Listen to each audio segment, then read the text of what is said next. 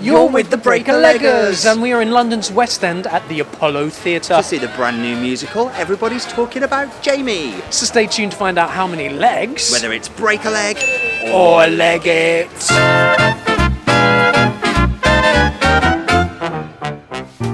Before you lovely people go any further... To make sure you've always got your finger on the theatrical pole. For theatre news, reviews and interviews... Just pop down to the subscribe button and hit it now.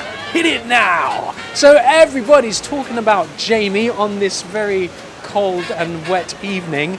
I guess, what do we know about this? Well, it's based on a documentary, a BBC 3 documentary actually, called Jamie, Drag Queen at 16. And I think it's possibly only one of 2 musicals based on a documentary, the other one being... I want to say Grey Gardens. Yes, Grey Gardens. Are there others? Let us know in the comments. I've no idea. But documentary to musicals, which ones are out there? Yeah, they're not the most orthodox of choices, really, but that's interesting anyway. I've seen the documentary, I enjoyed the documentary, so that's one step ahead. And I want to say that the music is by Dan Gillespie Sells. Yes. Of The Feeling. Correct. Lead vocalist and guitarist in The Feeling. Very talented man, have had hits left, right and centre, especially around the kind of 2006 type, 2005 mark. Okay, and this actually didn't open here. No, it didn't open here. It opened at the Crucible in Sheffield and played a really successful praised run there, and it's just transferred into town with some of the original cast, I think largely the original cast, but not all. The part of Jamie is being played by John Mccrea. Yes, he played it in Sheffield as well, not to be confused with Tom Mccrea, who is the book and lyricist. Yes, lots of Mccreas attached to this one. Director for this piece is Jonathan Butterell. Jonathan has directed some dance shows in the past. He's also got some TV credits. Okay. And choreographer is Kate Prince, and Kate is a Olivier Award nominee for choreography for the musical Into the Hoods. Now, it's probably worth saying that we are seeing this in previews. When did it open?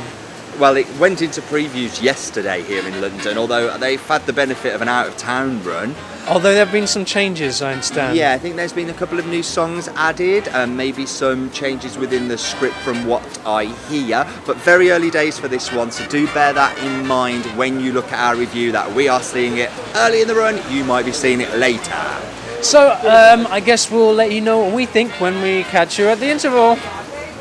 We've come to the interval of everybody's talking about Jamie here at the Apollo Theatre, which means it is time for the Break-a-Leggers 30-second interval breakdown.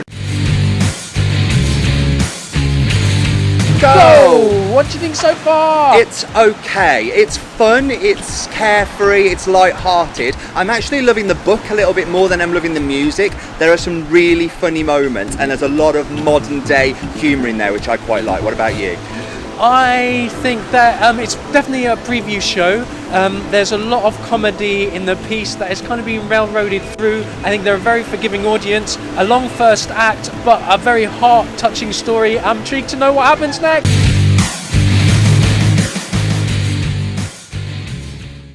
We've come to the end of everybody's talking about Jamie here at the Apollo Theatre. So, what did you make of that? I thought it was okay.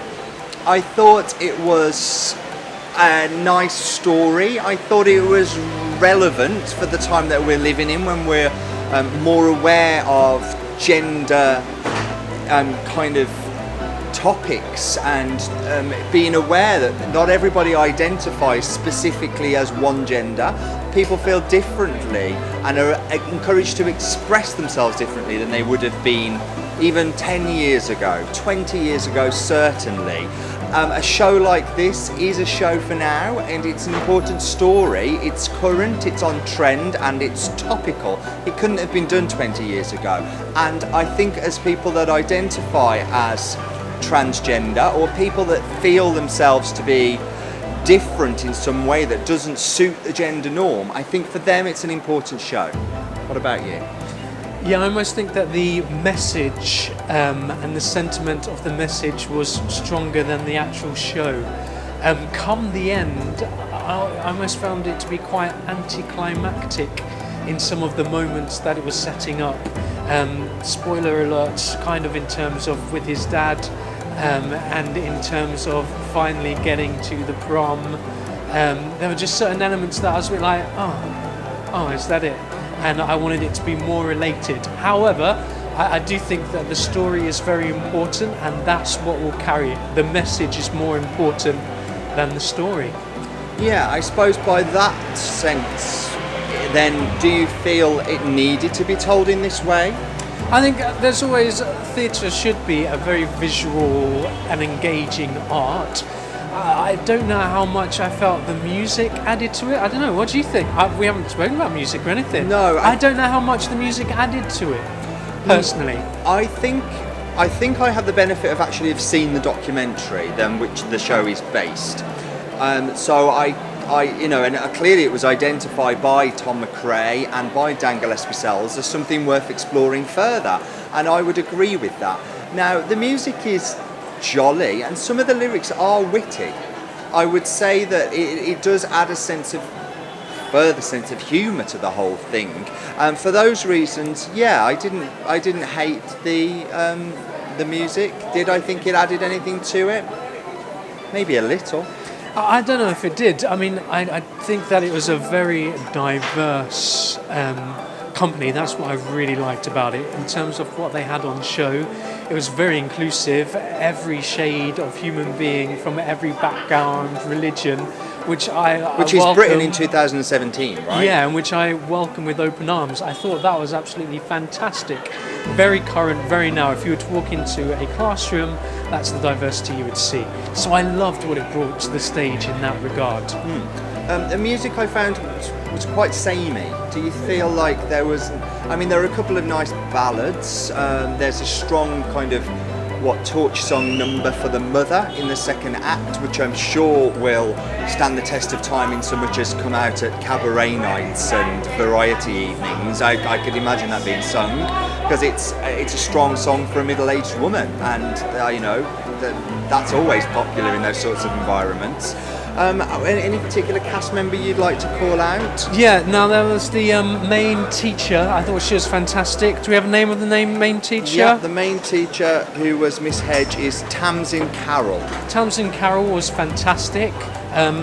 We're being bombarded, written on the locks, I think. Tamsin Carroll, was it? Tamsin Carroll. Tamsin Carroll was fantastic, in safe hands, beautiful voice, even though she had very little to sing, really. I think what I liked most about her was her charisma. Her stage presence was very impressive. Absolute character. She suited it well, had maturity.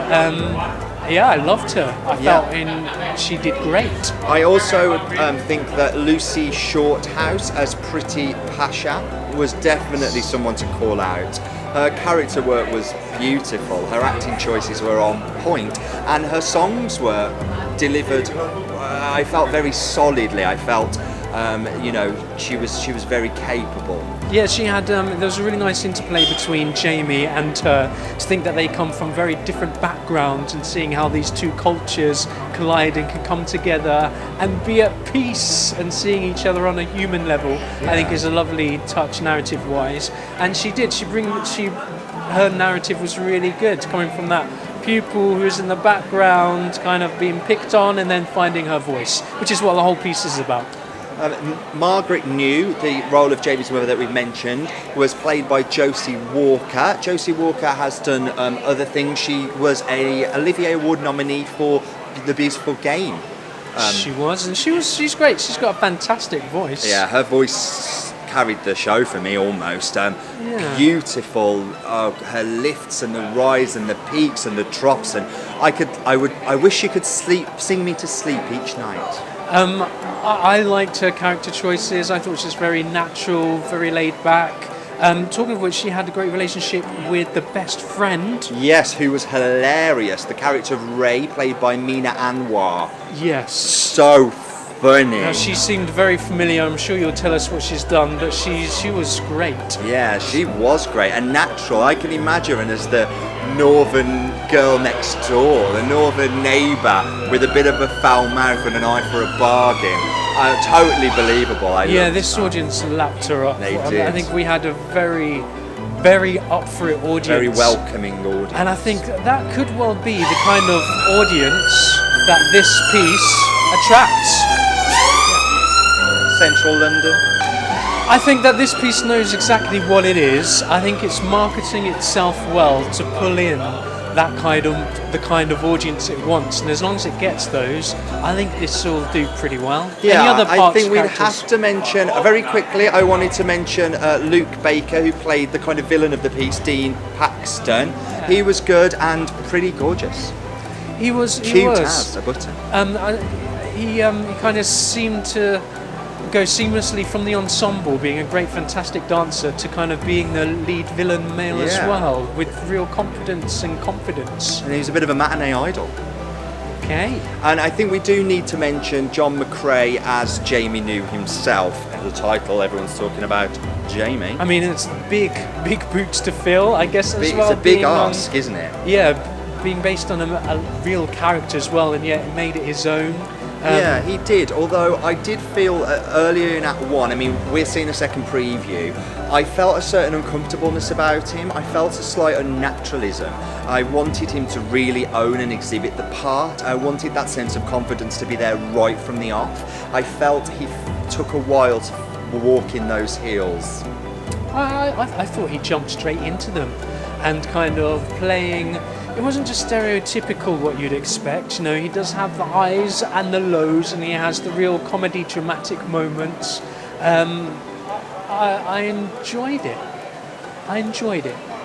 And they all seemed so young, which I thought was a really good appeal, kind of seeing that school age kind of thing. It just kept it really fresh. Something fresh, and that was definitely reflected in the choreography, which was very hip hop, very, well, I say current, but a little bit George Sampson, Britain's Got Talent 2008, you know, maybe a little bit dated, but still a little bit fresh. And they also threw in a bit of, I guess you can. They also threw in a nice contemporary number in there as well. Yeah, there was a bit of contemporary / ballet hip hop. Yeah, which worked quite well. So I guess you're probably wondering how many legs. So, for everybody's talking about Jamie at the Apollo Theatre, we are going to give 3 legs. Yeah, a really nice story that kind of needs to be told and is a pleasure to share. Very heartwarming, inspirational in a way about standing up for yourself, your rights, being beautiful and who you are. In that sense, yes, it's definitely breaking new grounds, and it's a piece for 2017. Outside of that, is this a musical that's going to run and run? I mean, this is a limited run, but is it going to show up somewhere else? I'm not sure. It felt to me a bit like a Bend It Like Beckham, the musical. Nice, enjoyable, slightly forgettable. Yeah, the sentiment is the thing that sells it. I don't know how much I got in production. Coming into the interval, I was like, yeah, some really good setups and some really nice opportunities here. Didn't quite deliver for me. Almost, yeah, as I say, almost a little bit anticlimactic, even though it resolved. Yes. That's what we thought. Yeah, that's only what we thought. It's just our opinion. What do you think? Please let us know. Yeah, leave us a comment. Like. Yeah. Follow us on Twitter. We're the Breaker Leggers, and we'll catch you again soon. Bye.